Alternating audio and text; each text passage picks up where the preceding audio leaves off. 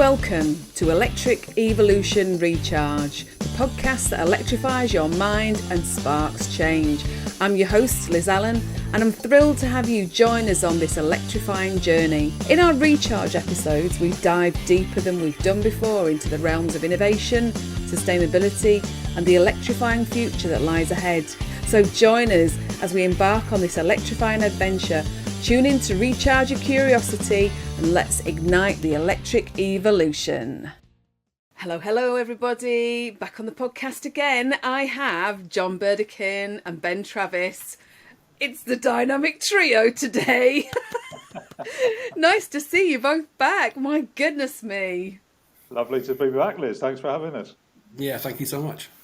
It's fabulous, honestly. And we were trying to do this a little while ago, weren't we? Because... So I'm going to get you guys to explain who you are in a second, but we want to bring this podcast with the three of us on it because of my experiences with test driving EVs. And actually, these two are the guys. They are the guys. You know, when it comes to dealerships and test drives and etc., they're the ones to bring back on. So, John, just give a quick reminder. Give a quick reminder of who you are and what you do. Where you come from. Thanks, Liz. I'm John Burdekin. I'm an independent fleet consultant. I talk a lot about electric vehicles and salary sacrifice. So I spend a lot of my time doing training to leasing companies, leasing brokers, car dealer groups, to help them get more comfortable with electric vehicles, how to sell them, how to drive them, whatever. So I spend a lot of my time talking about electric vehicles, but I don't work in a dealership. I'm just a customer, really. Well, and a specialist, and a training specialist. Plenty more out there than me, but thank you. Oh, stop. And Ben, do you want to just give a quick introduction, my love? Yeah, of course. So I'm an EV product specialist. I work in the automotive industry. I've been lucky enough to be working in the premium vehicle segment, and there's lots of exciting things going on from a retailer perspective. So looking forward to sharing some thoughts and some ideas, I guess, as to kind of, you know, what good customer service looks like, and also really just kind of really talking about a customer's perspective and what their journey looks like from when they first walk into a retailer. So looking forward to talking about that today. So absolutely, and that kind of just takes me perfectly into my number of the different number of EVs that I kind of test drove and my different experiences. So I can't wait to hear these. What just talk me through how you felt as an EV customer, new to EVs. How did the dealer industry treat you? Oh God, it's just hilarious, really. So it went from being blanked by a manager because I was waiting for a woman to take me out on a test drive. Not a problem. I haven't got a problem with women taking me out on a test drive. I'm female. I like that. That's absolutely fine. But please don't sit me in a dealership on a chair and just ignore me and walk past me when your female colleague has said my manager will be looking after you. Nah, that didn't actually happen. No. So that was my start to pretend, you know what I mean? And I'm not going to name and shame the dealership because that really wouldn't be fair. Yeah. Then I went to another dealership and they were a lot better. And actually, I loved the car, and it might slip out later about who it was. And it was local. It's fairly local to me. It's kind of 5 minutes drive away. The experience was a lot better. The dealership was a lot nicer. I felt more comfortable. The sales, it was another saleswoman. Are you getting the theme here? It was a saleswoman, and she was very knowledgeable, and she showed me the car charging. And actually, do you know what? That's the first time I'd seen anybody put a charge point, you know, attach the cable and show me how it actually charged. Good. And it, you know, just simple. That was just simple, really, to me. But I've just not seen it. I've not seen it happen. So that in itself was fabulous. Sitting in the car, talking to her, she understood about, you know, she was able to have a conversation about the vehicle and about regenerative braking. Get my teeth in.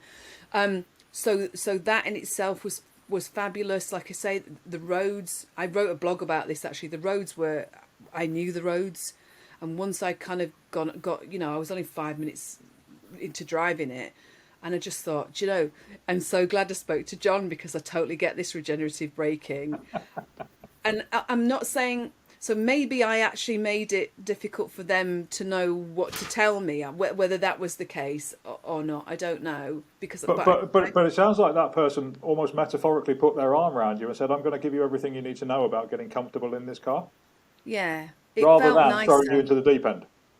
Yeah. Whereas, oh my God, so I suppose the first garage, I'd never driven an EV before.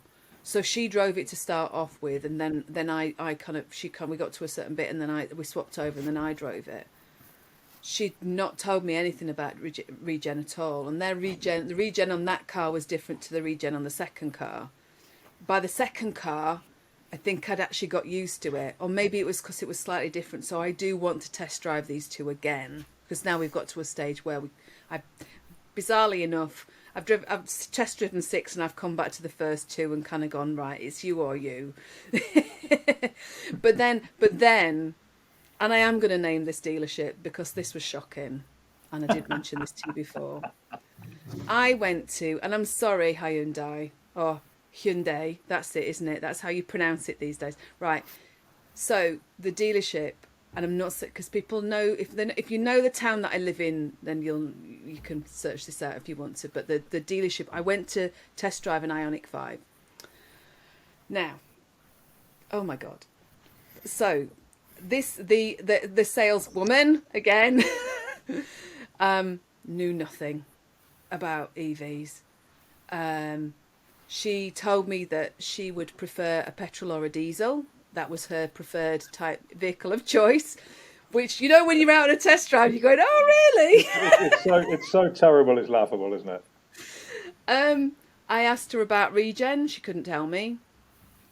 I think she said there wasn't any. And I was kind of thinking, are you having a bit of a laugh? And then when I was talking about, so the Golf that we've got has got, we've got a parking brake. So, and I was asking, has it got a parking brake? She didn't know that either. But actually, I'll tell you what I haven't told you was that when I sat down, and this is just hilarious, when I sat down in the office to start off with, she went, "Are you sure you don't want your husband to come? Because it's quite a big investment, this."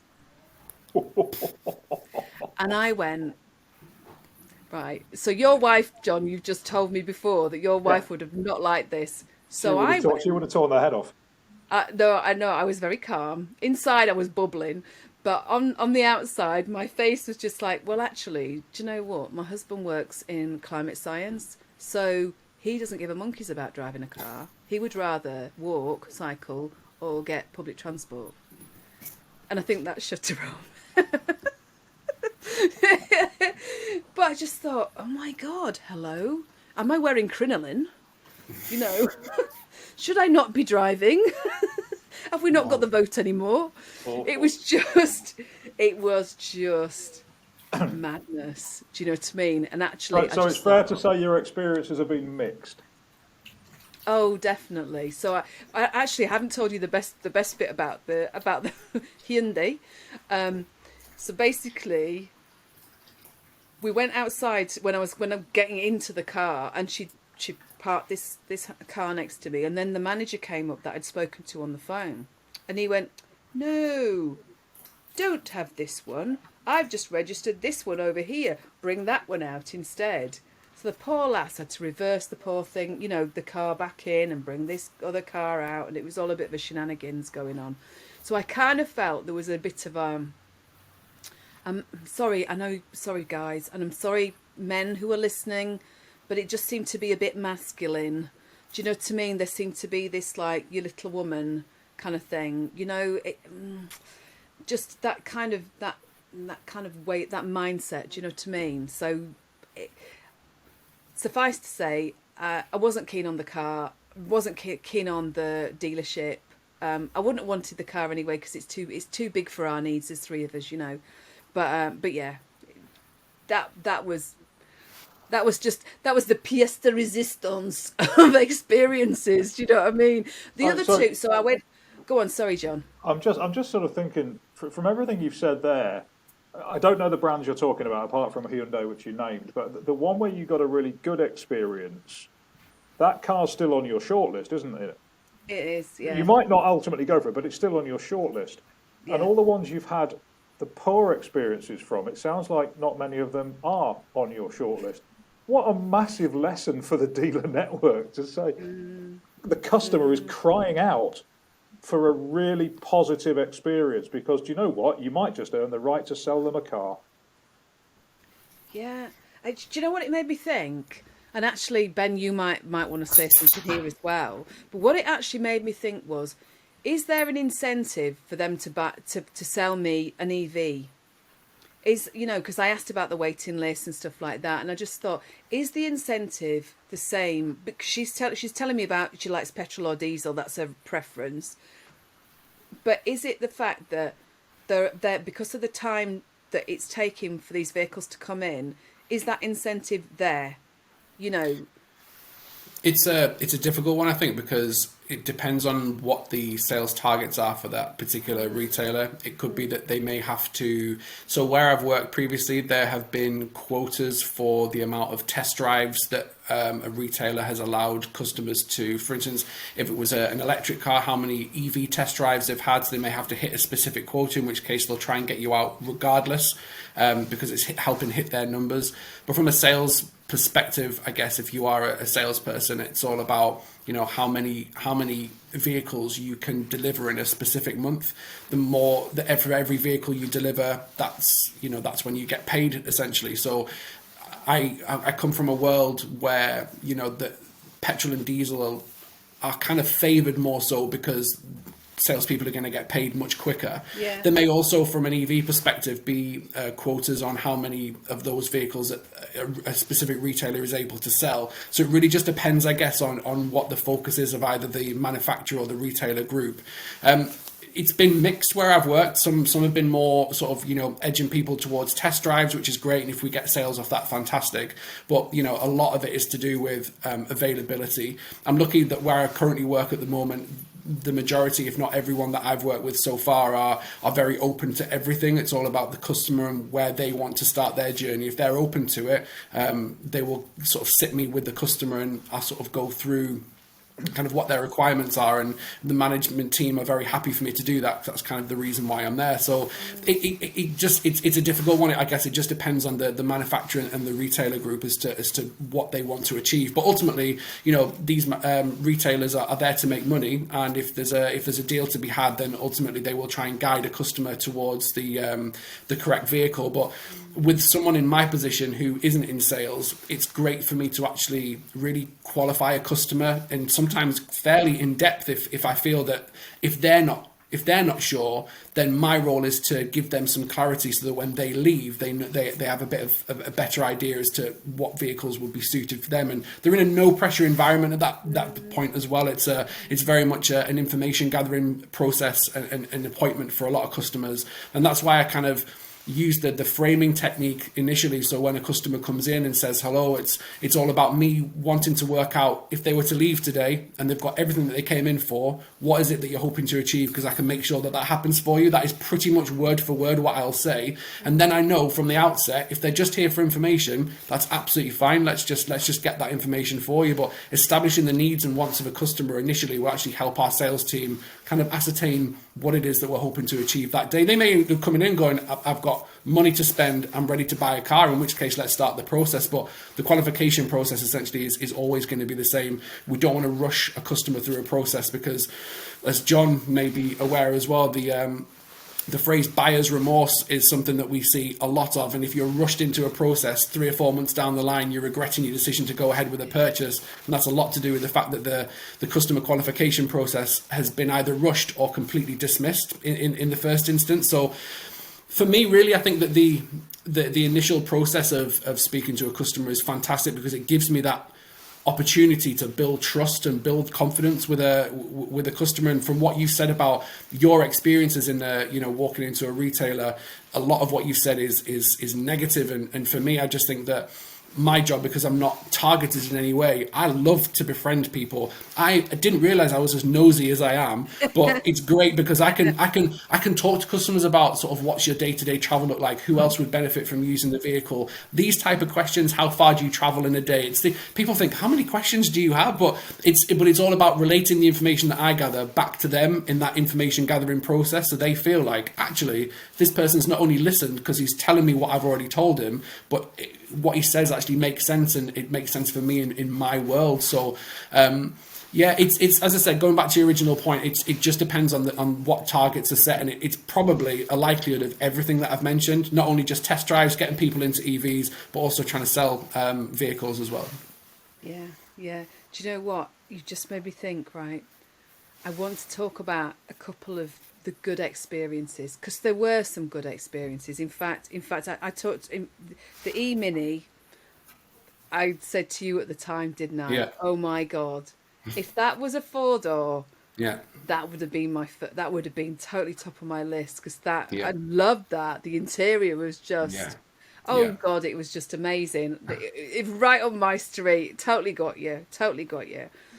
After that, so the guy there was absolutely great. It's the first time I'd actually had an opportunity to drive it on my own. Not a problem, absolutely fine. Except I parked in. There's two identically looking garages, and actually, John, Reading a little bit, and I don't know whether you know where the Mini dealership is in Reading. Yeah, yes, I do, yeah. I parked up, and I was like, oh no, I should be over there. So it was one of those, let's just start again and go over there and not look like a prat. But then also, so the other two that I had, and I want to mention this guy specifically by name, because there was a guy called Charlie, and I can't remember his second name, but his surname, but he was at Kia, and I test drove an e-Niro, and we got on so well, and he was so helpful, and he'd initially said, you can go out and test drive it on your own, that's fine. And in the end, we were just chatting, and it wasn't always about cars, and I went, just come in with me, carry on, I don't mind. Do you know what I mean? So but that actually made that, Good for Charlie. Well done. yeah, he was brilliant, absolutely brilliant. And then there was another chap. I test drove. The final one I test drove was a Renault Zoe. Now, I didn't mind it. I used to have a Renault Clio years and years ago, but it wasn't my favourite. But he was helpful too. Do you know what I mean? I'd say ranking these people, Charlie's number one. The lady at the second place that I'm not going to talk about is number two. Do you know what I mean? So and then kind of you go right down to, sorry Hyundai, but that was just shocking. But the it's nice to know what you do, Ben. Yeah. Why aren't there product specialists at all of these dealerships, or are there supposed to be product specialists? Yeah, so one of the retailer groups that I work with, their manufacturer that they work with, it's a standard that you have to have at least one.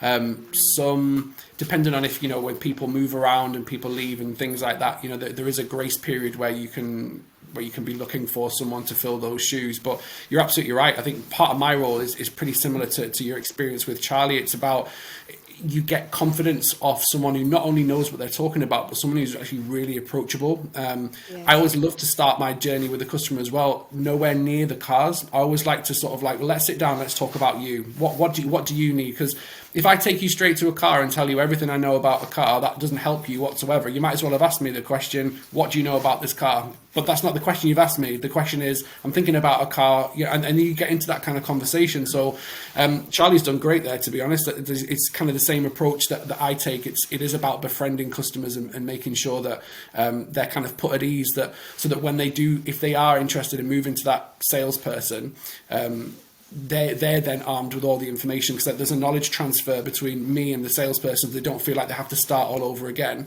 Another great thing as well with product specialists that I've certainly taken on board is that if I find a customer who we feel like we've got a really good relationship, if we're talking and we're laughing and we're kind of into the conversations and they've let their guard down, I'll often say to a customer, look, I know that you want to speak to a salesperson, you're looking for some numbers perhaps, or you're thinking about a test drive. Would you like me to stay with you during this process? They therefore don't have to lose that relationship that they've got with me and then have to start afresh with somebody else. And sometimes those personalities clash.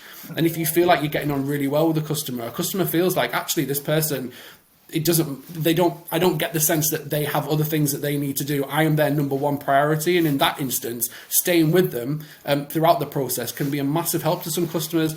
Walking into a retailer, no matter what vehicle you're looking at, can be a very intimidating experience. I've been there myself and I'm thinking, flipping it, do I actually belong in here? And just to reassure customers as well in that process, it is about putting your arm around them, like John said, and it is about sort of helping a customer throughout each step. And with me not having any sales targets to hit, I can do that. The time is great because unless a customer specifically says, no, I'm fine, I'm okay, I'll speak to the salesperson, you're like, absolutely no problem, it's been a real pleasure to meet you. You shake their hand and wish them well on their journey. And that's my part of the journey done until the handover process, where I'll probably, hopefully, see them at the end of that process. So you're right, I think retailers, if they're not, should be having product specialists involved, unless a customer specifically says in the beginning, I want to speak to a salesperson, in which case you respect what they've said and you do exactly what they've asked. But giving the customer that opportunity to decide where their journey begins is part of what I do as well, and establishing their needs, because they might only have 10 minutes, they might only want some numbers, in which case I might see them again for a bit more of an in-depth chat. So the customer's king, to be fair, in this situation. I've noticed a really interesting development here in the last couple of months. I've been approached by 2 or 3 dealer groups, won't name the franchises they operate within, but they are interested in some training for the whole sales team. So not just the specialist, but actually they want all of their salespeople to be up to speed. And I asked a couple of them, I said, can you confidently explain all of the numbers on the vehicle you're selling? I'll give an example of a car that doesn't relate to the people I speak to. So let's say, for example, a Jaguar I-Pace, 294 kW, 90 kWh, 11 kW charger. Can you confidently explain that, or is that just another language? And actually, the people in the dealership said, no, I don't know what they all mean. And it's like, right, so we've got some work to do then, in terms of, because your customer, people may ask that of Ben. What do these mean? And Ben will explain to them exactly what they mean. So that one is how powerful the car is, one is how big the battery size is, one is how much charge you can take on at home. All these things, but the customer needs to know that. So it's interesting that dealers are starting to realise that they have got a job to do here in the education process of the people they're selling to. All the early adopters are in them already. Yes, it's the rest of them who are going to make the switch, probably with some knowledge to gain. As Ben said, there's a knowledge share to be had here. But maybe we're moving potentially and hopefully from having a product champion who is superb, but there's only one of them. What if they're doing something else? What if they're on their lunch? What if they're talking to another customer? What if they're on holiday, off sick, COVID, whatever? Actually, get your whole team to be up to speed with these, because in 7 years' time, they'll be selling nothing else. Yes, yeah, exactly. I found that quite an interesting shift. Yeah. The rest of them need to wake up and actually say, right, okay, now's the time. Yeah, you can't say, oh, hang on a minute, I'll go and get Ben. Ben might be busy. Yeah, exactly. Or Charlie. Charlie might be busy. Yeah, and also, do you know what? And I meant to say this earlier. Why a woman? For me to have a saleswoman, I can cope with men. Do you know what I mean? It just has to be the right person. Did you come away with the feeling that they had a strategy that women would sell better to women and men would sell better to men? Really? Wow. Probably. Unbelievable. Yeah. For those two, yeah. It did as well, especially for Hyundai. It did seem to be that, and I just thought, do you know what? What I would prefer somebody who knows what they're talking about, like Ben. Just put somebody. it could be a man or a woman, as long as they know what they're talking about and they can Relevant. explain, take me through it and explain it properly, Yeah. then that's all that matters. And I came armed with information. I came armed with information from you, Ben, from you, John, from all of the people that I'd actually interviewed on the podcast before that point in time. So I was a lot further ahead than anybody else. And I just thought, my God, if this was me and I, if I didn't have any information on this, I'd end up being pushed into buying a petrol or a diesel again. Yeah. Not They should know. They should know more than you. Absolutely. It just, Well, it was I mean, just. I talk a lot about, if I'm a customer going into a dealership and I'm new to EVs, what would I like to know? And some of it I might not even know I'd like to know. But You there's don't a know what few you don't things. know. You don't know what you don't know, exactly. But there's Yeah. some things I'd like to know. And you've covered some of them, but things like, I probably want to know some tips and techniques to maximise range. I'd probably want to know what my maximum charge rate is. And if you've never been in an EV, you probably don't even know what that is. What the hell is maximum charge rate? Well, let me tell you, mister, as a dealer person, let me tell you all about that. Why people only charge up to 80% on rapid chargers. Why is that? Tell me that. Why? What charging networks are good? What charging networks are bad? Arm me with knowledge, because you, as a dealer person, you've got all that. I mean, if I asked Ben all of those questions, he'd know the answers to all of those. And that's the kind of stuff. And you'd walk away then with a, do you know what? I was a little nervous about electric vehicles. I was a little hesitant, but do you know what? Ben has put his arm around me, or Charlie's put his arm around me, and do you know what? I've heard some stories in the news, but actually, no. Now I know the facts of what it's actually like. Somebody's talked to me about regenerative braking. Somebody's taken me to a charge point and shown me how it works and shown me how easy it is to charge on the public highway. Somebody's shown me ZapMap, for instance, to plan a journey. Suddenly, it's like, okay, so they're giving me a reason to buy their product because they've made it easier. I've never worked in a dealership, but if I did, that's what I'd like. That's what I'd like to give to a customer. I'd like to give them the knowledge that differentiates me from my competitor.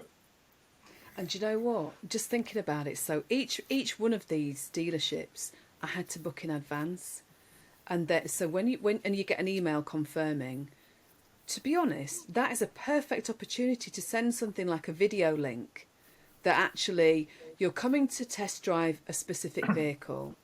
Have a video of somebody like Ben talking about the vehicle, going around the vehicle, coming in the vehicle, talking a little bit about range, talking about charge points, doing a little bit of this. And actually, you've set the scene, haven't you? You've set the scene. You're laying the It doesn't have to be longer groundwork, so than 2 or 3 they're minutes. coming in with their eyes open a little bit. Yeah. I'll give you need to another be experience, Liz. Go on. I'll give you another experience, and we move now we'll move from test drives to handovers. But actually, when one of my two EVs is an EV6, a Kia EV6. So I'd already ordered it, but I went along to the dealership to see the launch, the big flashy launch with the dry ice and the smoke and the mirrors and all this black curtain pulled away and all this kind of stuff. And the Kia events team came along to the local dealership and they were talking about the car, and that's what I just wanted to sit in it and kick some tyres and see what it looked like in the flesh. But they said to the public, I was one of 20 odd people in the dealership, they said this car will charge from 10% to 80% in 18 minutes. And they stopped. And they didn't qualify that in any way at all. And I chuckled to myself because I looked around and I could see Joe Public around me thinking, oh, that's amazing. And they would have gone away thinking they could charge that car from 10% to 80% in 18 minutes at home on a 3-pin plug, possibly, or a home charge point, 7 kilowatt charge, because no one told them otherwise. They just said it charges from 10 to 80 in 18 minutes. And that is potentially, it's incredibly misleading if you don't say that you will achieve that at a maximum in these certain circumstances, state of charge, temperature outside, power source of the charge point, and all of these good things that we know. But actually, there's a risk that that's mis-selling. You sort of say buyer's remorse. Well, are you mis-selling potentially? If you say you've got a range of 310 miles, full stop, don't explain that you lose some in the winter. I think there's an opportunity to caveat that statement with some information behind it so that your customer goes into it with their eyes open. Thanks very much, Ben. You've told me that I'm going to lose range in the winter. It's a fact of physics of the battery. Refer to Mr. Ewan McTurk for the expert answer, as we all know. But if you're aware of that, you're probably going to limit that buyer's remorse, because they're probably not going to come back to Ben 3 months later on a cold day in February to say, you sold me a car with 300 miles of range. I'm only getting 240. This car's broken. I want to send it back. There's an opportunity to manage some expectations here as well, and I think the dealer has an obligation to work on that with the customer, as has a leasing company, as has a leasing broker, by the way. Yeah, all of them. And like I say, and you know what? It's a bit, if you think about it, we haven't even got 7 years now, and 7 years will just go like that. Yeah. You know, it's two change cycles for a company car driver. Exactly. You know, so they do need to start kind of moving things forward. So what experiences, if you can tell us, have you two had, Ben, with regards Ben, do you to want to go first? driving? Go on, Ben. Yeah. So I think I've had a few experiences of being a customer, having known what a good process looks like, and you kind of go in feeling like you're spying on them, and it's such a strange feeling, because I know that they should be doing this at this point and they're not doing this, and this should have happened and this isn't happening, and you just think, right, okay, so just keep it all together. So I've been with my girlfriend and my girlfriend's dad when buying separate cars, and I've had very mixed experiences, if I'm honest. My girlfriend's very much of the opinion that, you know, EVs are kind of where she wants to be at the moment. She's in a very similar situation to you, Liz, if truth be told, just in terms of test driving other vehicles and finding out what works. Yeah. We're trying to find a vehicle that kind of fits with her financial budget and things like that as well, as a lot of people are, you know, that we're looking at. We want vehicles to get smaller and more affordable, and that's exactly kind of where we are. So, yeah, we've had a couple of instances where there's been some fairly ropey, I would say, customer experiences where I've just felt like, wow, like we sat inside a vehicle quite recently, and the sales advisor just didn't bother explaining anything to do with the car whatsoever. There's the keys, enjoy it, we'll see you in about 20 minutes. And nothing about regen braking, nothing about what all the buttons and stuff do. If you want to do this, press it, and nothing. So I didn't know, because I've worked with people that do that, who try and disguise the fact that they don't know anything about the vehicle. They'll just kind of rush the customer, and as soon as that customer goes away, that's a problem that's gone. That's a problem that's disappeared, and I don't have to think about that anymore. And I really did get the sense that, you know, that customer service was. We got into the car. I've never sat inside this car before, and I was just like, "So what does everything do?" And he was just like, "Thanks, see you." And he went straight back into the retailer as fast as I turned around, and he'd gone. You know, it's like, so now what do we do? So yeah, I think that. I think it's probably unfair for me to walk in as a customer and feel like this is what should be happening. But yeah, it's buying a vehicle, if we're honest, is, you know, it's a massive purchase for anybody, and it has to be right. And I mentioned buyer's remorse before. We do get customers that feel like maybe after a specific amount of time that they've made the wrong decision, and it is all down to, you know, customer qualification and making sure that they are buying the right car. And I love the fact that when, you know, retailers take a real interest in their customers and invest that time and invest that, it's not just qualification. Sometimes it's like you finding that thing that you both have in common is gold. It's absolutely, and it's not going to happen with every customer. I get it, but for me, I just think that if you try and find something that's similar, for instance, if someone lives near me, and I will automatically say, "Oh, you're just down the road," and just, you know, it's that straight away you've got something in common, and you've got that thing that you can work with.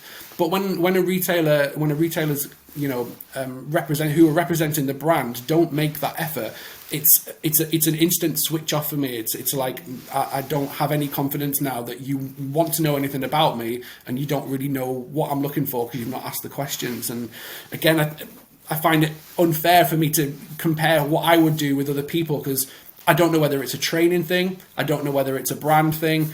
I don't know whether it's just that person. They might be having an off day. They're just not in it. Their head's not in the game. And it could just be that 9 times out of 10, they would have walked me through that process and been the greatest person ever, but I've just caught them on a bad day. Who knows? Everyone has them. So we have to be a little bit forgiving in that instance. But to not even ask, are you looking at other vehicles, you know, asking me sort of questions about my lifestyle and how many miles I drive and, you know, that type of thing, to get none of those questions was just sort of like, yeah, I things could be better. So, it's a tough one. I think that it is, if you're walking into a volume brand, I feel very much straight away like there's a lot going on here, and they just want to get me in a car, and they just want to get me to sign on the dotted line, and they just want me to just be a customer, and that's great. And the ones that don't, the ones that really care, like you're finding, Liz, with your test drive experiences, you're finding that the people that invest their time and want to spend some time with you and get to know you and build that trust, you're more likely to go back to that person, because if you were to purchase that car, they've got the knowledge and they're going to take the time to understand you, and they're going to take the time to really kind of go, oh yeah, we spoke a couple of months ago, how's everything going? You befriend customers, and someone who's a product specialist or indeed a sales advisor has that responsibility to just give that customer the best possible experience, because it's not just the here and now. It's my dad's looking for a car, my uncle's looking for a car, my friend's looking for a car. You recommend them to your neighbours. Why? Because you've had a great experience. Yeah. The negative experiences, you tell everyone. You want to write them a bad Google review. You want to tell everyone, don't go there with a 10-foot barge pole, stay away. You will do that. You can go on Liz's podcast and tell everybody as well. Yeah, exactly. This is it. And, you know, I think that when you're looking to buy a car, customer service is massive. And customers aren't stupid. Customers know what's going on, and if they've been to several other retailers before they get to you, as they do in my position at the moment, my job is to make sure that they leave with thinking, it's not just the car that I love here. The car speaks for itself. That person took their time to give me the information, helped me along with any questions or queries I had, and reassured me. And that's the thing that I really want. Every customer that comes in, we start afresh. Hi, how can I help? With a big smile on your face, and welcome them in, and just be nice and just take an interest. And I think that goes a long, long way when you're buying a car. Yeah. Do you know what? Going back to Kia and Charlie. So even though, no, I like the Kia, but the other two cars, oh God, I'm just going to say it. So Cupra Born is my number one choice. MG4 is my number two choice. Number three choice is Kia. Now, I don't think Kia is kind of right for us as a family. But do you know what I did? Because of Charlie, I contacted my friend Vicky, because Vicky's already got a Kia Niro, and I know that she'd like to change, and she's already spoken to somebody in passing and gone, oh, you've got the electric version of my car. How do how's it going? I mean, I did actually, bizarrely enough, I did this in Marks and Spencer's food hall car park last week. Somebody parked next to me in a Cupra Born, and I went, excuse me. And I went up and I went, just tell me a bit about how's it getting on. And they went, yeah, we had an ID3 before. That was all right, but the range on this is so much better, and da-da-da-da, and all this kind of stuff. And I just thought, oh, this is fab. It's just, It's amazing how quick you've achieved EV geek status, Liz. You've got there quite quick. You're on an accelerator program. Oh, it's taken us years to get to that level. But like I say, it was that level of customer service at Kia that made me say, right, okay, Charlie, I don't want to say to you that I don't want this yet, but I want you to know that I'm telling my friends. Yeah. Good for him. And actually, I will tag him. Pardon? He's earned that praise. Absolutely. By doing a very good job with it. And when this goes out, I will tag him, because I want people to know that actually he did a damn good job. He really, really did a really good job. Yeah. So it's just, and like I say, if the people who I walked up to in the Marks and Spencer's car park are listening, I apologise for just turning up. But that in itself was real people driving a real, they'd had it for a few months. I think it was either second or third EV. Yeah. So that's kind of helped me with my choices as well, so yeah. But I think somebody like... That also brings into case, I mean, Charlie and Ben, you've identified as outstanding cases here. But I drive two Kias, and actually my experiences with the Kia was poor. Was in the it? test drive. So this is not necessarily brand specific. This is down to individuals. Yeah. Kia have got a good guy in Charlie. Ben, great guy. People who really know their stuff, and there's plenty of them around. But it doesn't necessarily mean that that brand is chock full of Charlies, because they're not. Because I know they're not, because I drive two of them. So it's an interesting one. The world needs more Charlies. They blooming do. And Bens. Absolutely. Yeah. Yeah, absolutely. So, right. So if we said now, what are the top 3-4 things that dealerships need to, what does good look like? I know we've talked about it. You've talked about it, Ben. You've talked about it, John. But what would you say are the top 3 things that make things, make a dealership go, show and demonstrate that they're going that bit further? Well, I'll make a very quick comment on it, and then I'll hand over to the expert.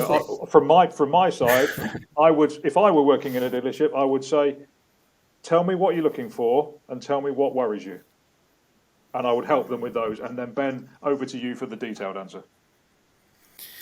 You know what? I think that it's very easy in this kind of scenario and situation, like I mentioned before, to take a customer over to a car, but it's also very easy in this situation to just completely lose a customer and bamboozle them with jargon, because kilowatts and kilowatt hours and regen braking and all this kind of stuff is it just goes straight over people's heads. And I think that what I want to do is I kind of sometimes say, it depending on the type of customer it is, look, I'm not going to, all we're going to focus on today is an initial sort of day one kind of consultation, I guess, is let's talk about you and your lifestyle and what you're looking for. Let's talk, and almost sort of approach a customer like they don't know anything about it, but the fact that they don't know anything about it doesn't matter, because I'm not going to tell them about what battery sizes they are unless they start asking me on it, because qualification is not sometimes just in terms of what their requirements are, it's also an opportunity to understand their understanding of EV and what they already know. And if you get a sense that they know, you can then introduce that into a conversation. But to assume that every customer doesn't know, or to assume that every customer does know, assumption here as a blanket thing is the worst possible thing that you can do. So the reason why every customer is different is because every customer has a totally different level of understanding. So to kind of approach a conversation is just let the customer do as much talking as they want to do, and that will allow me to get to know whereabouts they are in their customer journey. If it's day one, let's start with a day one conversation. If it's a Liz situation whereby I'm currently test driving, I'm in the mix, I'm looking at making a purchase, you know that the likelihood that they have picked up some terms and terminology along the way is probable. So if you say something, introduce some terminology, body language on a customer is very important. So if they're engaging and they're interested, great. If they kind of give you a look as to say, what did he just say? I'll say, not a problem. I'll just stop there. This is what I mean. And from me, it's don't be afraid to let a customer kind of bring them in on the EV world and the EV story and what owning an electric vehicle looks like. And yeah, I've been in a situation where I've been in Curry's before, Curry's PC World, looking for a TV. And I asked a question about the screen resolution, and all I got was 10 minutes of this is what I know about this TV, and I just left thinking I don't know anything really. I know less than when I started, and to leave a retailer in that position is just why. Like, I'm not going to go there because in case I see this gentleman again who's just told me everything he knows, and I just like. Yeah, and I presume as part of your qualification, Ben, you'll be finding out about the customer's lifestyle, the kind of journeys they make, whether they've got a drive at home, whether they need a big, all these kind of things.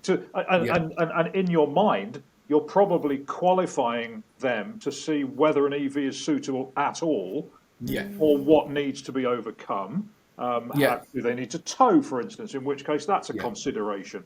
So, I mean, that's all part of that getting to know the customer, isn't it? The customer and their lifestyle.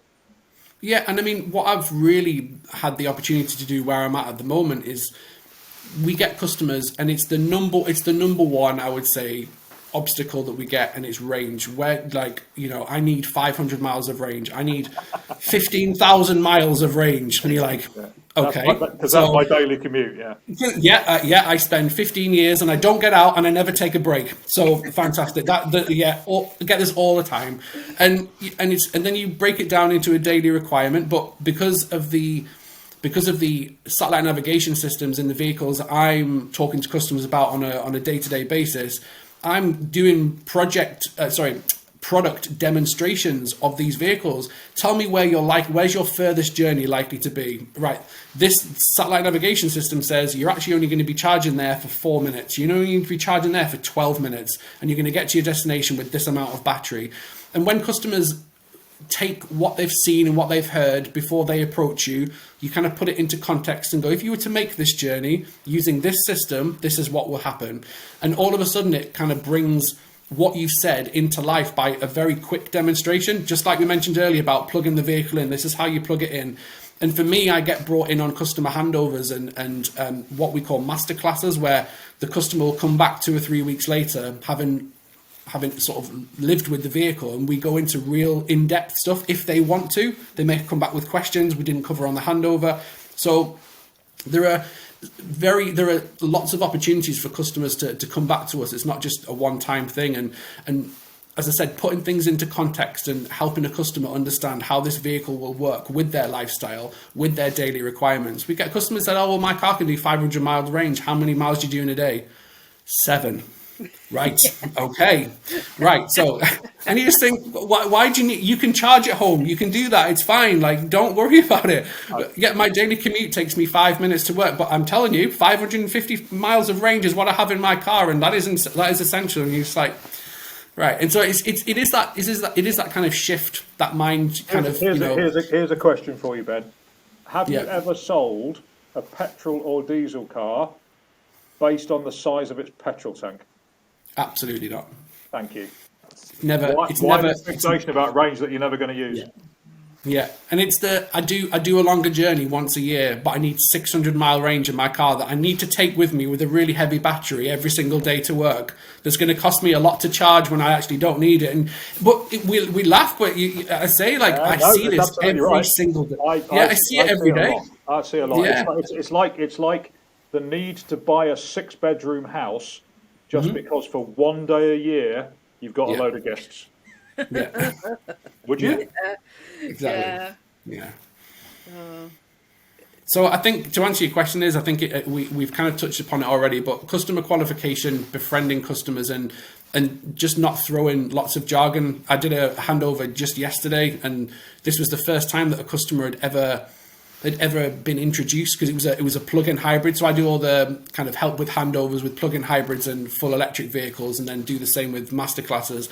And it was the first time, bizarrely enough, that this customer had ever seen a charge flap, that they'd ever seen a charger and how it works. And it kind of makes you think a little bit about what the process was before that, because that was the first time I'd ever met those customers. And sometimes it's quite interesting to sort of understand what their journey has been like so far, because if a customer is being introduced to an element of technology which is going to be integral in their ownership experience, and they're only finding this out on handover, I would like to think that if I was involved in that conversation prior, that we would have touched upon this fairly early on in that conversation to give them that kind of knowledge, unless a customer's just gone, be fine, don't worry about it, and in which case the customer has made that decision and you can't do anything about that. So again, customer being king is important, and that could have happened in that situation. But yeah, as I said, if it is about giving the customer information, but taking it at a step and in a pace that they're happy with, because if you're dealing with specific people who are maybe not having a great day, who are going to try and rush a customer through that process, it is sometimes, as you're on this journey at the moment, Liz, it's not very rarely we would get a customer going and I've never owned an EV, but I want to buy an EV today. That just doesn't happen. People need to do their research and need to understand sort of the market and what's out there, and then that's when I can come in and reassure, do some demonstrations, and just befriend customers. And I just want to be everyone's friend. And if you can meet someone like Charlie, who sounds like an absolute hoot when you meet him, and he's great and he's bubbly and he's lively and he's passionate and he's knowledgeable, you're onto a winner, because you know that you can go back to him at any point and go, Charlie, got a question. You might remember me. You go, yeah, it's fine. Like, and it is just about being approachable. Yeah. I would say. Yeah. And I've got a very heavy suspicion that there's a lot of EV drivers out there now, because we're growing fast as a community. There's a lot of EV drivers that have not had that. They've not had Ben to do the handover. They've not had Charlie. They've just been left to deal with it, because handover experience is one thing that Ben's just touched on there. I've had 3 now, 2 of which are live now. Handover on all of them was poor. All they're doing is checking for damage and asking where the nearest train station is, like they would for any car. No one gives you the information that Ben's been talking about there. The dealership might, but if you get it delivered to your house, don't think you're going to get that kind of experience, and you should. Yeah, of course you should. It's a considerable, and whether you are leasing or buying, is a considerable, investment, isn't it? So, so actually, if you think about it from what you were saying, Ben, with regards to if your customer doesn't ask you anything, then it's kind of buyer beware, isn't it? Really? Yeah, I think there are instances where if the customer's not asking you anything, is it because they already know? Because like we spoke about earlier, a customer is likely to have done, well, from what I understand, sometimes between 10 and 15 hours worth of research, say, on a particular vehicle, and they're coming to me like, I need you to confirm everything that I found online. And there are some questions that you won't have ever been asked before, and you just work with the customer and you give them the information. But no, you're absolutely right. I think that's why every customer is different. And like with you, John, with the kind of work that you do and helping businesses and business people move into that world of EV, there are going to be questions that sometimes you come across and you think, you know what, I haven't been asked this in quite a long time, and it's good because people are coming to us in the retailer world sometimes very, very clued up, and that's great. And sometimes, as I said, they are looking to us just for that kind of, I found this, I just need you to tell me if what I found out is correct. And sometimes they've read something that's completely out of date, in which case you can give them the up-to-date information. But in a lot of senses, they customers do know what they're talking about, and to presume that they don't is a big mistake. Dangerous, very dangerous. I'd be worried if someone didn't ask any questions. Really worried. So questions and the way you are, and making sure that you actually can prove that you give a monkeys about your customers. And actually, if there are issues with incentives for salespeople, that needs to be dealt with as well, doesn't it? So, I think, do you know what? This has been great. Honestly, I've really enjoyed talking about this, because I didn't know when I started. Yeah, I didn't know what the experience was going to be like, and like I say, in some situations, I've just been a bit like, really? But other times it's been like I've come away feeling, actually, do you know what, that was really good.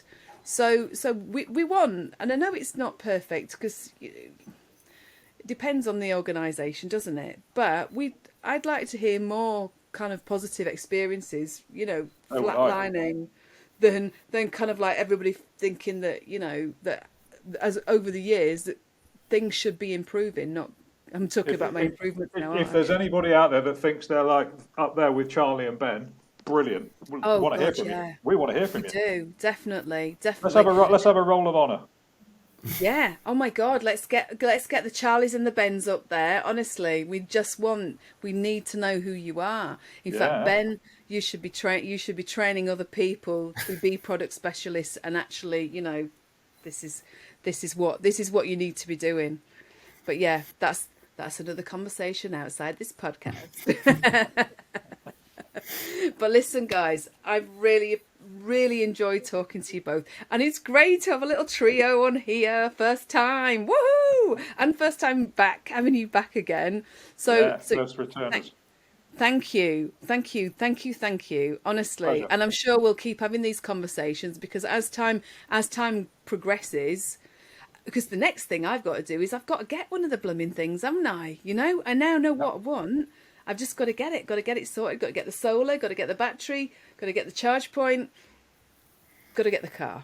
So that's the next bit. And you've got to get the handover, and I'd love to hear what the handover's like when you get it delivered.